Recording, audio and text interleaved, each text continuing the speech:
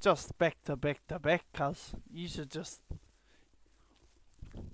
you know, you should just, yeah, you know. True, my Kazarangis, it's Hux, and we are back with another banger. Today, we are going to be reacting to Moody Whenua. But this is the regionals, this is not Matatuni, this is the regionals. You got it? You got it, kapai. But without further ado, let's get straight into it. Let's go.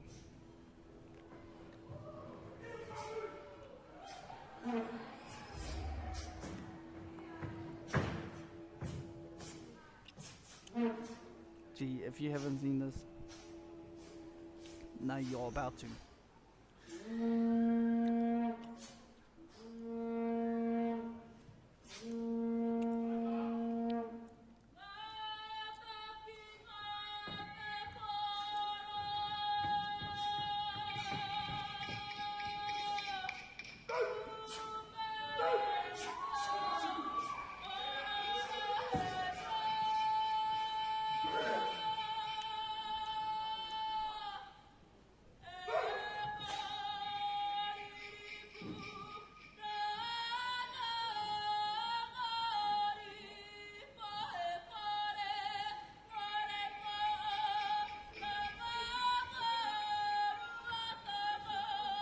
Can you feel that?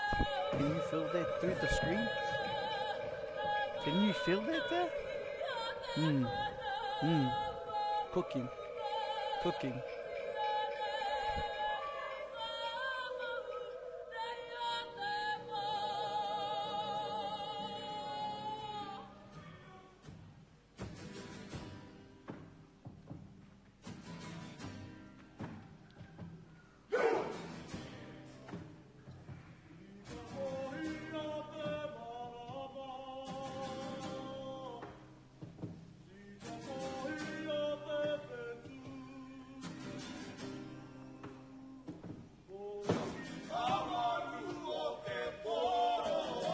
Oh my gosh.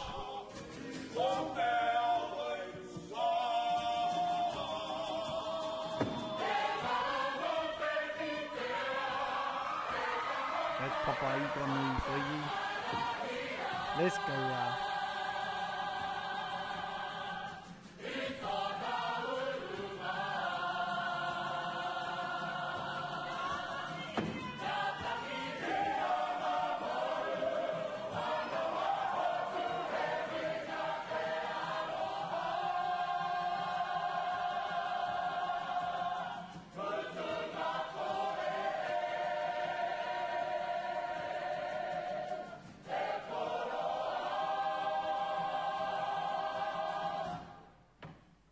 The Kazi Tuturu.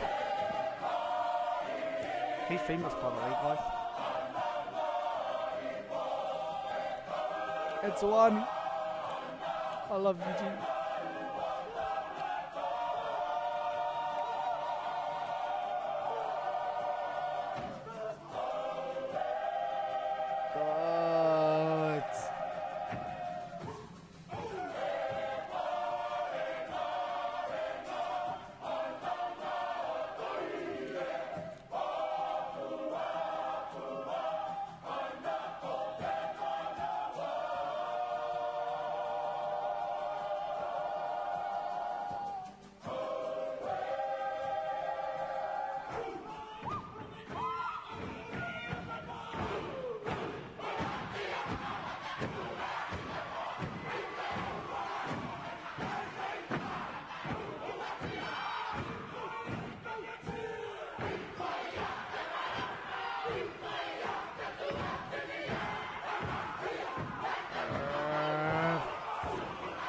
Look at this, babe.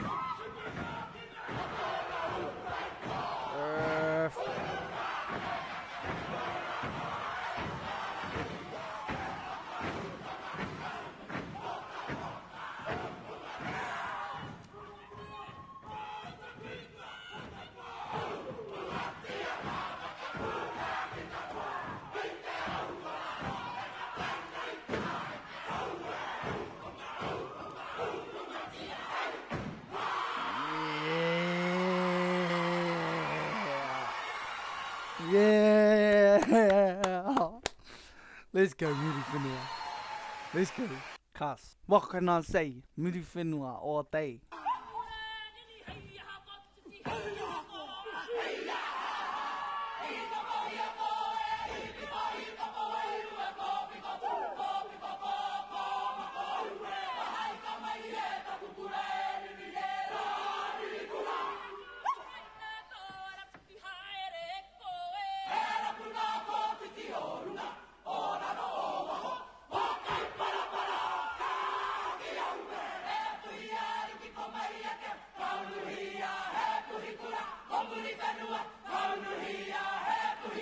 Look at that facials, cousin.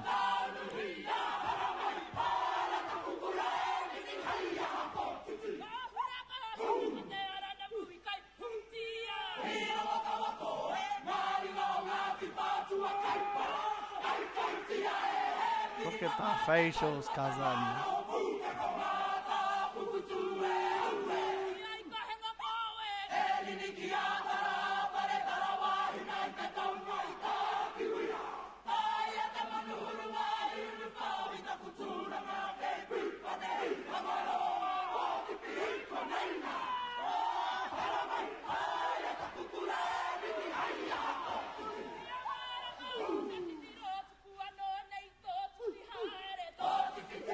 Oh my gosh.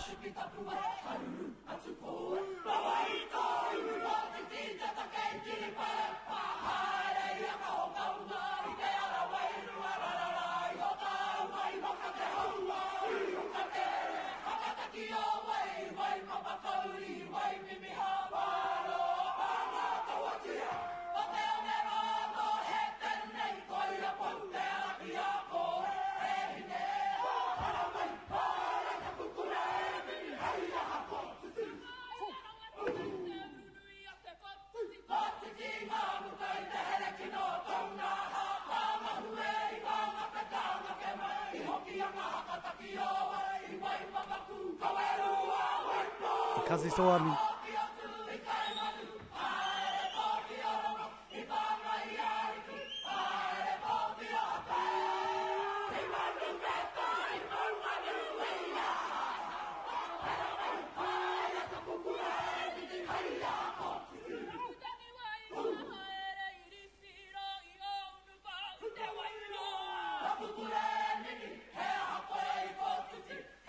Look at that, man. Look at that. That's tough.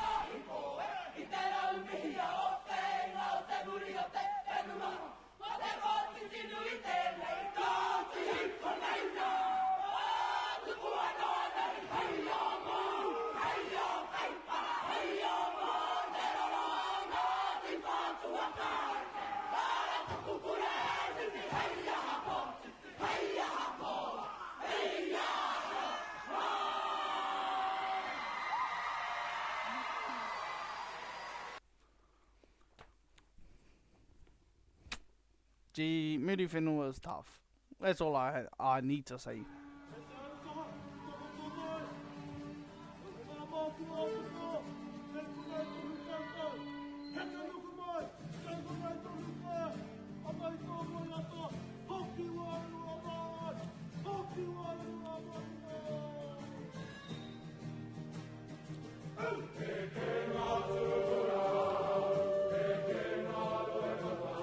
Can you hear this, cousin?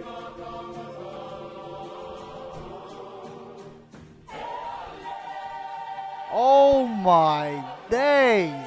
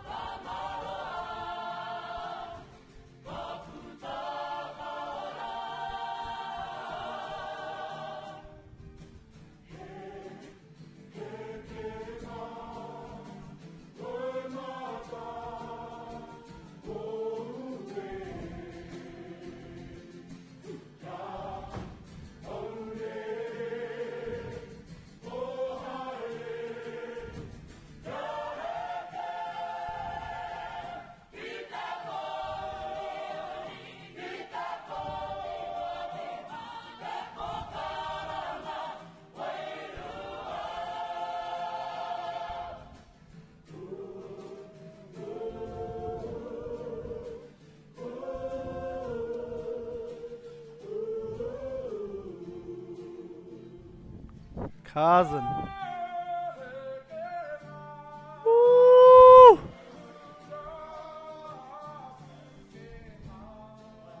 Oh my days.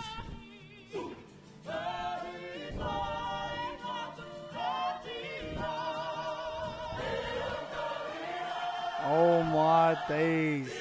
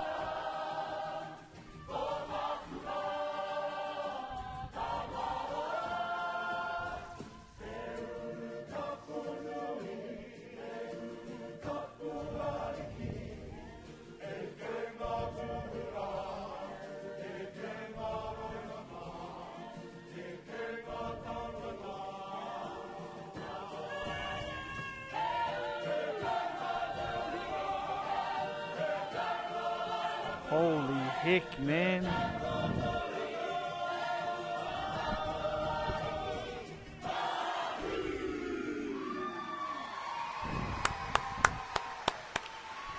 Bro, this is next level, G. I don't know about you, but this is next level now.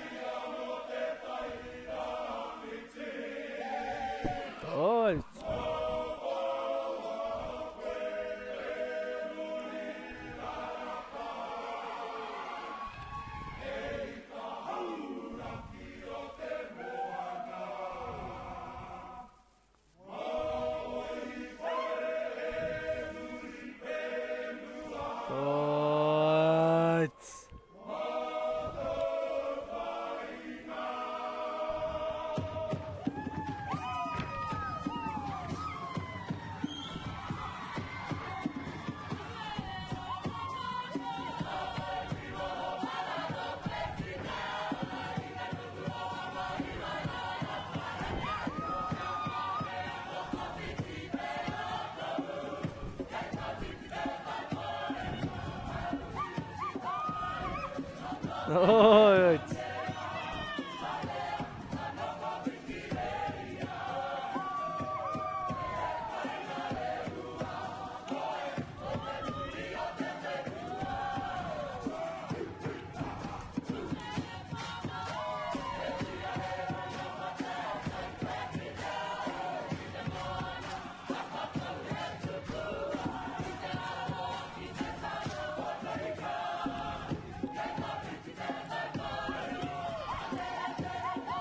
God.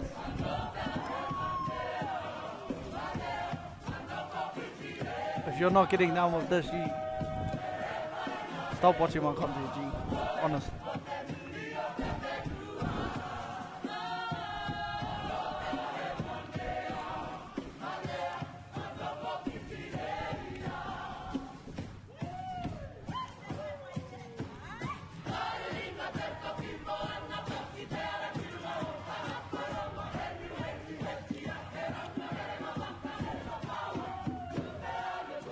Is it Karima?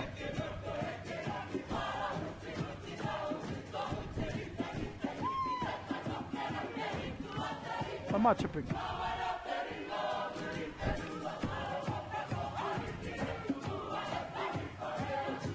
Shadow boxing?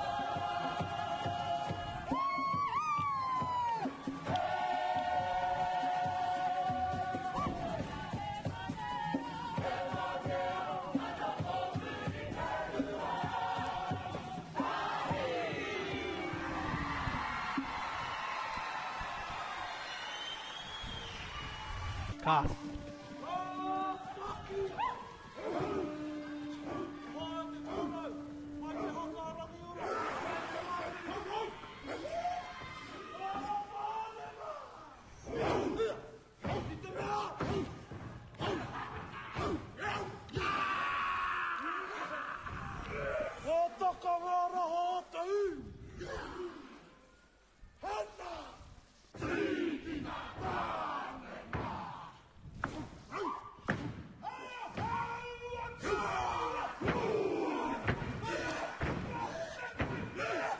Yeah.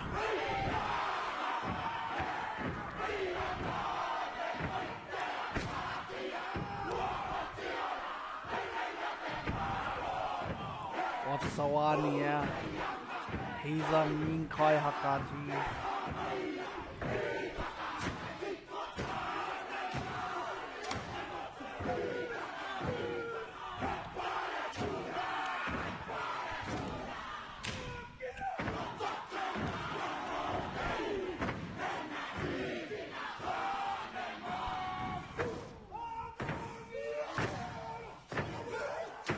Yeah.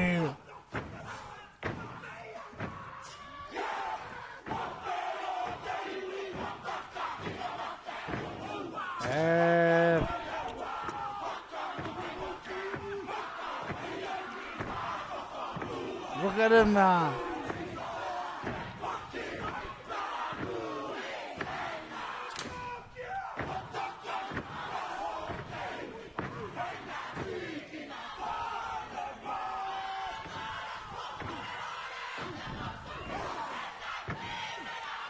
Fuck.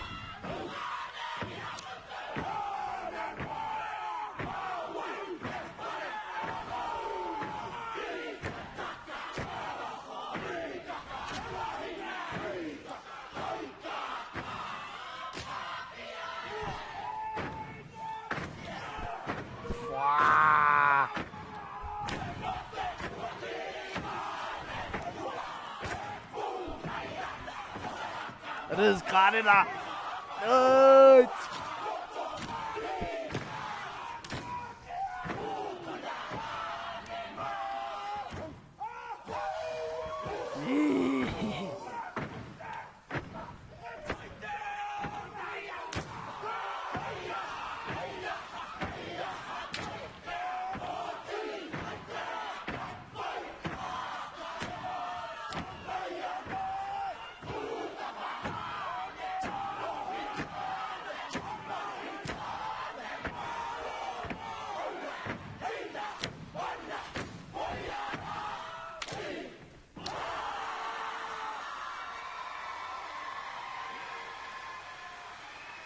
Do I even need to say anything? Just back to back to back, cuz you should just,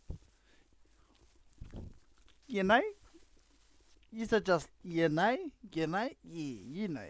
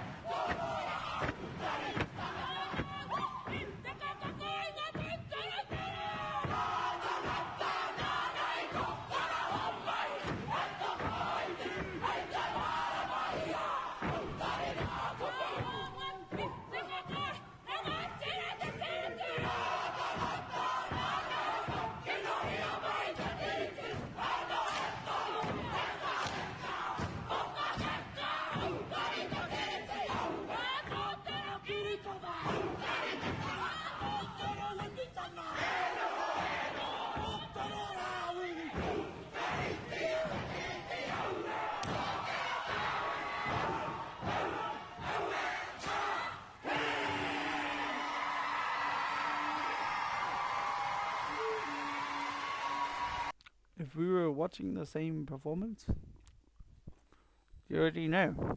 I don't even have to say anything. Like, this was just it, you know?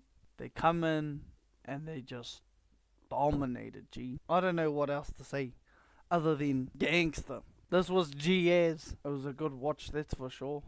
Shot Moody Whenua, repping hard. I can't wait to see more. Anyway, that's the end of the video. If you liked the video, then like the video, please. Comment and subscribe, all that good stuff. Other than that, until next time. Sure.